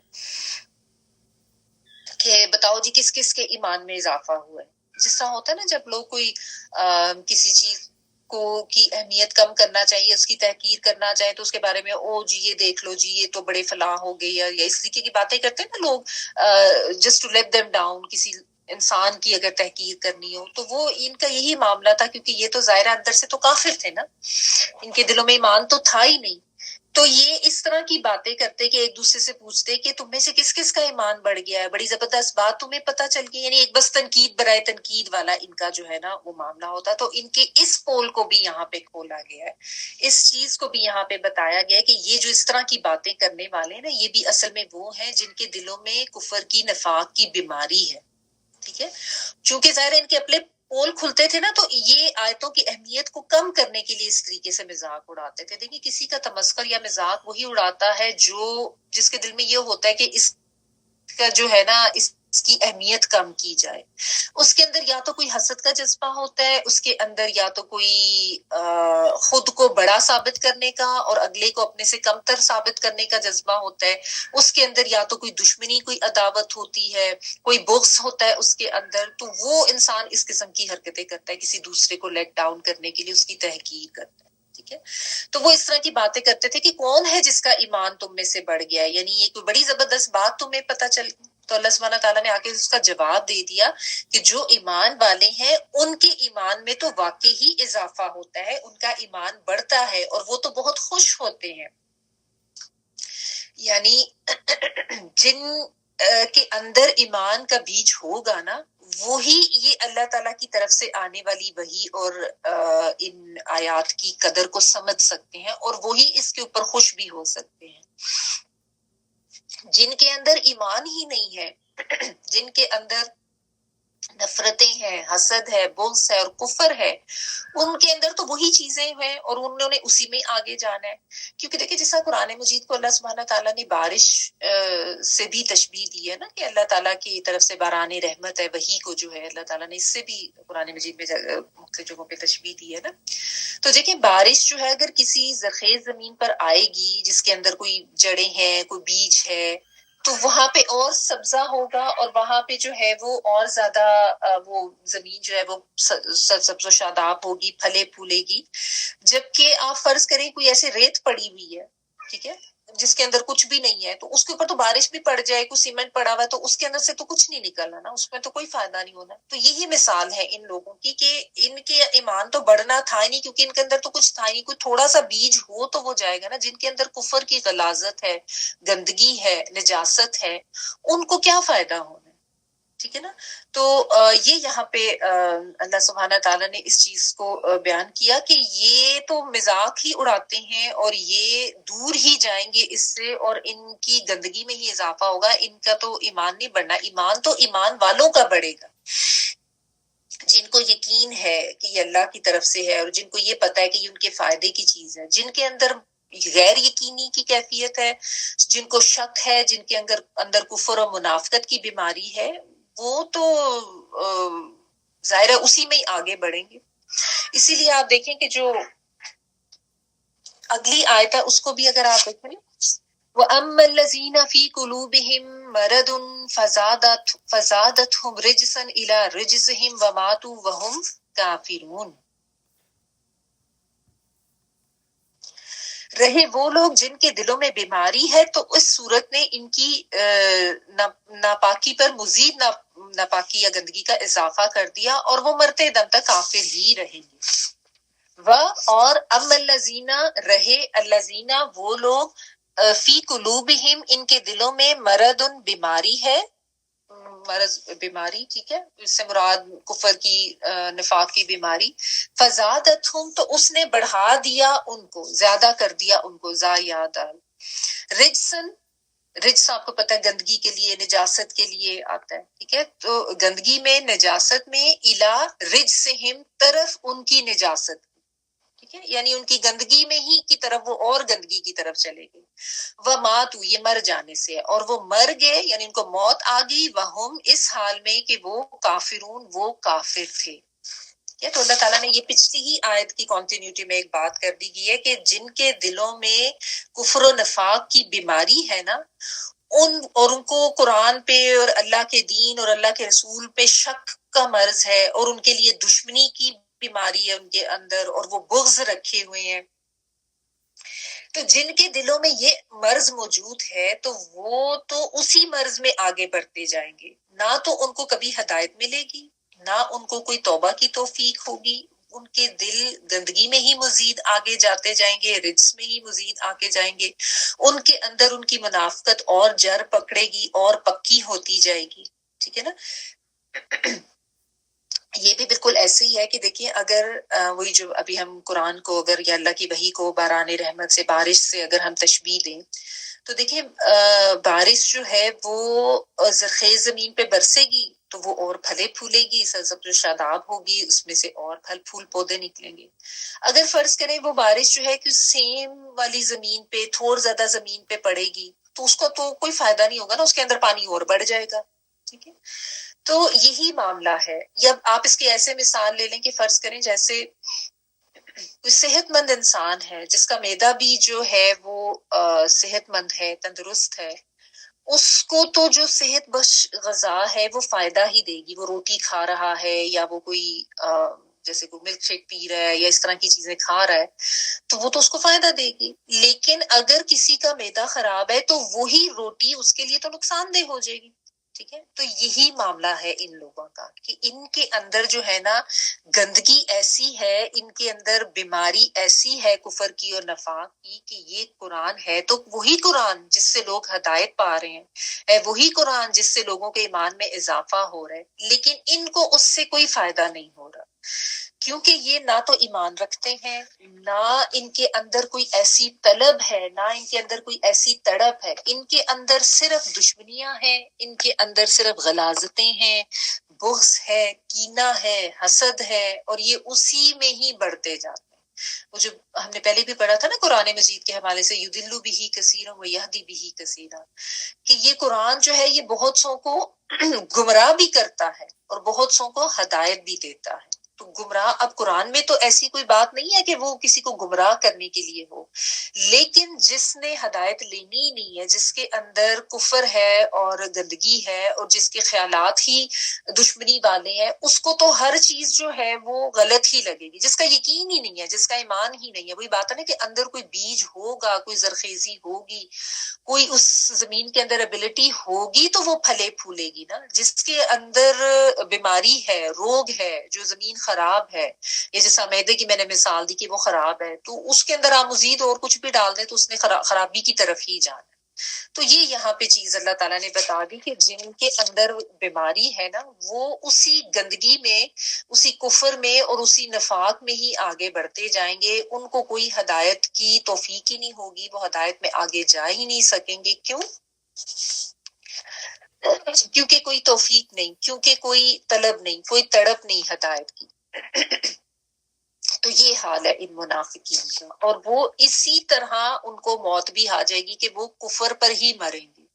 یعنی اور یہی حال ہوا تھا. یہ جو اس طرح کے اتنے سخت پکے شدت پسند جو بھی یہ سارے کافر تھے، ان کو نہیں ہدایت ملی، کیونکہ ان کے اندر انا اور ان کے اندر ضد اور ان کے اندر بغض و دشمنی ایسی تھی نبی صلی اللہ علیہ وسلم اور اللہ کے دین کے حوالے سے کہ سب کچھ واضح طور پہ سامنے آ جانے کے باوجود، بار بار ان کے پول کھولے جانے کے باوجود اور سچ ثابت ہونے کے باوجود بھی نہیں ہدایت ملی. ہم بھی بعض دفعہ ایسے لوگوں کو دیکھ کے سوچتے ہیں نا بعض دفعہ کہ یہ کیسے لوگ ہیں، یہ کیسے اتنی گمراہی میں ہے، ان کو کیوں نہیں کچھ صحیح نظر آ جاتا، یا ان کے دل گندے ہی کیوں ہے، یا ان کی سوچ منفی ہی کیوں ہے، یہ مثبت طریقے سے کیوں نہیں سوچ سکتے، یا یہ غلاظت میں ہی کیوں آگے جاتے جا رہے ہیں، یہ گمراہی میں ہی کیوں آتے جا رہی ہے. بیسیکلی اللہ سبحانہ تعالیٰ کی طرف سے ایک معاملہ ایسے لوگوں کے لیے کر دیا جاتا ہے جنہوں نے اپنے اندر بغض، حسد، کفر، نفاق یا ایسی بیماریاں پالی ہوتی ہیں نا، اور وہ پھر نہیں کسی طریقے سے سیکھنا چاہ رہے ہوتے، یا وہ اسی پہ پکے رہ رہے ہوتے ہیں، یا وہ اپنے آپ کو عقل کل سمجھ رہے ہوتے ہیں، پھر ان کے لیے وہی راستہ اللہ تعالیٰ آسان کر دیتے ہیں جس کے لیے انسان خود جا رہا ہے. کیونکہ دیکھیں اللہ سبحانہ تعالیٰ نے یہ سمجھ بوجھ یا ایک شعور تو انسان کو دیا ہے نا، پھر ہدایت کے راستے بھی واضح کیے. تو اب یہ تو انسان کی مرضی پہ چھوڑا گیا کہ وہ کس طرف جاتا ہے. اب ان کے سامنے اللہ سبحانہ تعالیٰ کے نبی موجود، ان کے درمیان قرآن کا نزول ان کے سامنے ہو رہا ہے. نبی صلی اللہ علیہ وسلم جب کوئی آیات آتی تھی تو آپ صلی اللہ علیہ وسلم لوگوں کو بلا لیتے تھے، مسجد میں اکٹھا کر لیتے تھے اور پھر ان کو بتاتے تھے. تو ایسے میں نا ان کے رویے اس طرح کے ہوتے تھے. آ تو جاتے تھے یہ مسجد میں، ظاہر ہے ان کو آنا تو پڑتا تھا کیونکہ ورنہ تو ان کی منافقت کا ویسے پول کھل جاتا. لیکن جب آ جاتے تھے تو اس کے بعد ان کے جو مختلف رویے ہوتے تھے نا، وہ ان آیات میں آگے بیان کیے گئے. ابھی اس سے اگلی آیت میں بھی یہی ہے کہ وہ کس طریقے سے اشارے کرتے تھے. تو یہاں پہ یہ بتایا گیا کہ یہ باقاعدہ نا ایک تمسخر اڑانے والا اور جیسے کچھ بے عزت کرنے والا کوئی معاملہ کہ یہ کیا کون سی ایسی بات ہے، بڑا تمہارا ایمان بڑھ گیا، بڑا تم نے سیکھ لیا، اچھا کس نے بہت کچھ سیکھ لیا، کس کے ایمان میں بڑا اضافہ ہو گیا، اور پھر ہنستے جیسا ہنسی ٹھٹا کرنا ہوتا ہے نا، اس طرح کا یہ کام کرتے تھے. تو اللہ سبحانہ تعالیٰ نے بتایا کہ جو ایمان والے ہیں ان کے تو ایمان میں واقعی ہی اضافہ ہوتا ہے اور وہ واقعی خوش بھی ہوتے ہیں. واقعی دیکھیں نا، جس کے دل میں ایمان ہوتا ہے وہ تو جب قرآن مجید میں پڑھتا ہے آخرت میں جنت کی خوشخبریاں یا آخرت میں اچھا اجر ملنے کی خوشخبری، یا یہ کہ اللہ تعالیٰ محسنین سے محبت کرتے ہیں، متقیوں سے محبت کرتے ہیں، تو یہ چیزیں پڑھ کے خوشی ہوتی ہے نا، اور انسان ویسا بننے کی کوشش کرتا ہے اور اللہ تعالیٰ کا قرب لینے کی کوشش کرتا ہے. لیکن جو اس طریقے کے ضدی ہٹ دھرم اور کفر پر اڑے ہوئے لوگ ہوتے ہیں نا، ان کو نہیں فرق پڑتا. ان کو چاہے آپ صبح سے لے کے شام تک بھی ان کے سامنے باز کرتے رہے نا، جن کے اندر حسد اور بغض ہے اور جو جمے ہوئے ہیں اس دشمنی پہ، وہ اسی میں ہی آگے بڑھے ہیں. یہ بس اللہ تعالیٰ کی طرف سے بنایا ہوا ایک نظام ہے، ایک اصول آپ اس کو کہہ لیں گے، انہوں نے اسی میں ہی آگے بڑھنا ہے، وہ نہیں کہیں ادھر ادھر کسی طرح سے ہدایت پا سکتے. اور اللہ تعالیٰ نے پھر بتا دیا کہ ان کو موت بھی اسی حالت میں آئے گی کہ وہ کافر ہیں. تو یہ ان کی طرف ایک آپ کہہ لیں کہ یہ بھی ایک طرح سے اللہ تعالیٰ کا عذاب ہے ان کے اوپر. ہے تو ہدایت کی چیز، لیکن اس ہدایت کی چیز کو دیکھ کے سن کے اپنے سامنے نازل ہوتا دیکھ کے بھی وہ ہدایت نہیں پاتے. تو ڈرنا چاہیے اس چیز سے اور ہمیشہ دعا کرنی چاہیے اپنے لیے ہدایت کی، اور یہ بھی دعا کرنی چاہیے کہ اللہ تعالیٰ جب ہم ہدایت پر آ جائیں تو پھر ہمیں ہدایت سے دور نہ کرنا. اللہ تعالیٰ ہدایت کے طالب کو ہدایت دیتے ہیں، جس کے اندر کوئی طلب ہی نہیں، کوئی تڑپ ہی نہیں، جس نے کچھ سوچنا ہی نہیں، تو اس کو پھر اسی کے حال پر ہی چھوڑ دیا جاتا ہے. تو اپنے بچوں میں بھی جو ہے نا یہ فہم پیدا کریں کہ اپنے لیے ہدایت کی دعائیں مانگا کریں، اپنے لیے اللہ تعالیٰ سے ہدایت کی توفیق مانگا کریں، اور ساتھ یہ بھی مانگا کریں کہ ایک دفعہ ہدایت پر آ گئے تو ہٹ نہ جائے پھر اس پہ. ٹھیک ہے، یعنی خاتمہ بالخیر کی دعا مانگنی چاہیے، کیونکہ یہاں پہ ان کا جو خاتمہ جو ہے وہ کفر پر ہو رہا ہے. یہ بتایا گیا نا کہ ایسے لوگ اللہ تعالیٰ کی رحمت سے اس طرح دور کر دیے جاتے ہیں اور اس طرح گمراہی میں اور اندھیروں میں بھٹکا دیے جاتے ہیں کہ ان کا خاتمہ بھی پھر کفر کے اوپر ہی ہوتا ہے اور وہ اسی حالت میں پھر آگے جاتے ہیں. تو اللہ سبحانہ تعالیٰ سے یہ دعا کریں ہم سب کہ اللہ تعالیٰ ہم سب کو قرآن مجید سمجھ کے پڑھنے، اس پر عمل کرنے کی توفیق عطا فرمائے، اور ہم سب کا خاتمہ ایمان پر ہو، سب کا خاتمہ خیر پر ہو. آمین یا رب العالمین. اور ہم یہی چیزیں اپنی اولاد کو بھی سمجھا پائیں. وہی جو بات ہے نا کہ اپنا حصہ تھوڑا تھوڑا ڈالتے رہیں آگے جس حد تک بھی ممکن ہے, اور کبھی بھی اس میں مایوس نہ ہو کہ میں نے تو بچوں کو بڑا سمجھایا تھا, ان کو سمجھ نہیں آئی, میرے تو بچے ایسے ہیں, میرے تو بچے ویسے ہیں. بعض دفعہ لوگ یہ بھی کرنا شروع کر دیتے ہیں, اور بعض دفعہ لوگ جو ہے نا اپنے بچوں کو بھی اس طرح لیبل کرنا شروع کر دیتے ہیں. ان کے تو دلوں کو اللہ نے بند کر دیا جی, ان کے دلوں پہ اللہ نے مہر لگا دی. اس طرح کی باتیں اپنی اولاد کے لیے نہ کریں. ہماری طرف سے کمی کوتاہی ہے نا ان کی تربیت میں, تو اپنا حصہ ڈالتے رہیں, ان کے لیے دعا ضرور کرتے رہیں اپنی اولاد کے لیے. اللہ تعالیٰ سب کی اولادوں کو ہدایت دے.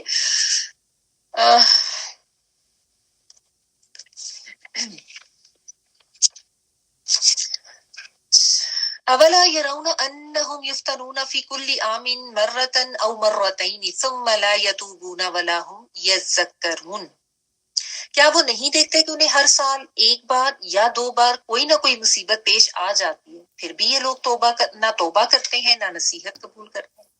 اولا کیا بھلا نہیں, یہاں پہ با کا ترجمہ جو ہے نا بھلا کے معنی, جیسے کیا بھلا نہیں ایسا ہوتا ہے. یہ رونا وہ دیکھتے, یا وہ کے معنوں میں را حمزہ یا رویت دیکھنا, واؤن پلورل کا. انہم انا بے شک, ہم پلورل وہ کے معنوں میں.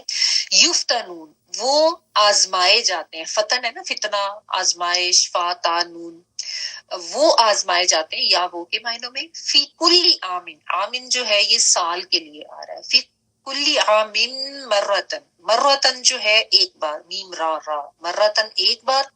او یا مرتینی یہ تسنیہ کا صیغہ ہے, یہ دو بار کے لیے یا دو بار. ثم پھر لا نہیں, یتوبونا وہ توبہ کرتے, ولا اور نہ, ہم وہ یذکرون وہ نصیحت پکڑتے. زال کا افراد جو ہے نا ذکر یاد دہانی کے لیے بھی آتا ہے, نصیحت پکڑنے کے معنی میں بھی آتا ہے. فرمایا یہ جا رہا ہے کہ یہ لوگ دیکھتے نہیں ہیں کہ کوئی ایسا سال نہیں گزرتا جن میں ان کے اوپر ایک دفعہ یا دو دفعہ کوئی نہ کوئی مشکل نہ آئی ہو. کیونکہ ان کے تو یہی معاملہ تھا نا, آئے دن یا تو ان کی رسوائی ہوتی تھی جس طریقے سے ان کے پول کھلتے تھے, تو یہ ان کے لیے ظاہر ایک فتنہ ہی بننے والی چیز تھی نا, اسی لیے تو یہ عجیب عجیب حرکتیں کرتے تھے اور مذاق اڑاتے تھے, تمسخر کرتے تھے.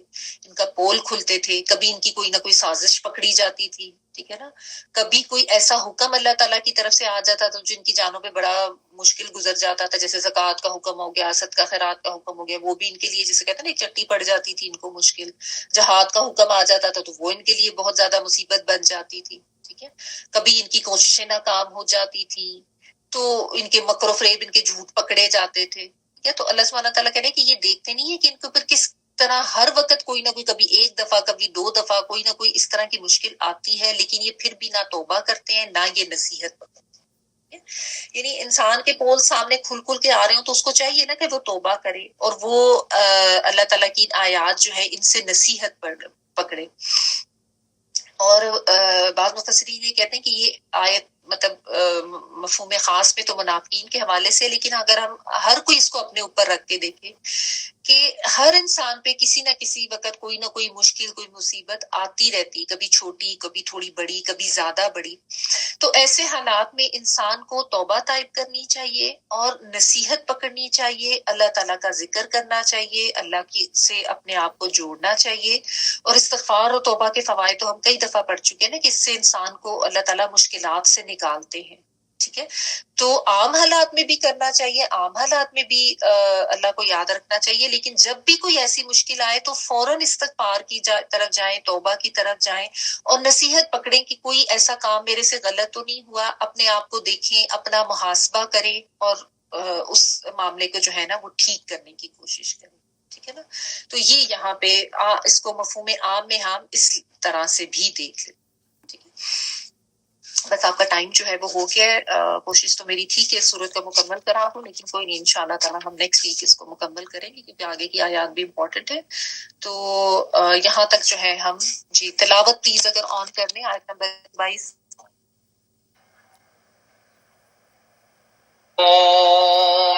وما كان المؤمنون لينفروا كافة فلولا نفر من كل فرقة منهم طائفة ليتفقهوا في الدين ليتفقهوا في الدين ولينذروا قومهم إذا رجعوا إليهم لعلهم يحذرون يا أيها الذين آمنوا قاتلوا الذين يلونكم من الكفار وليجدوا فيكم غلظة واعلموا أن الله مع المتقين وإذا ما أنزلت سورة فمنهم من يقول أيكم زادته هذه إيمانا فأما الذين آمنوا فزادتهم إيمانا وهم يستبشرون وأما الذين في قلوبهم مرض فزادتهم رجسا إلى رجسهم وماتوا وهم كافرون أولا يرون أنهم يفتنون في كل عام مرة أو مرتين ثم